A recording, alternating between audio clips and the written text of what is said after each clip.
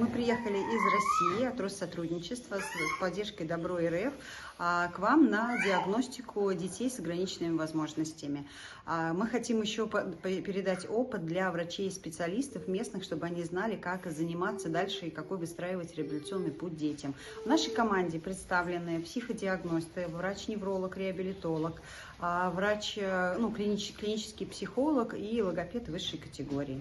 В течение недели мы охватим 5 регионов Абхазии, Республики Абхазии. Дети могут прийти совершенно с разной патологией. От ДЦП до аутизма и до любой абсолютно отклонения в здоровье. Мы покажем наоборот для специалистов, для руководителей центра, да, как, собственно говоря, вообще в принципе, с чего начинать, как диагностировать детей, что дальше делать. Для родителей мы скажем, что дальше делать, какой выстраивать реабилитационный путь. По окончанию, собственно говоря, да, нашей миссии некоторые дети смогут приехать на бесплатную реабилитацию к нам в Пятигорск, в реабилитационный центр, и получить не только качественную диагностику, но и реабилитацию для детей.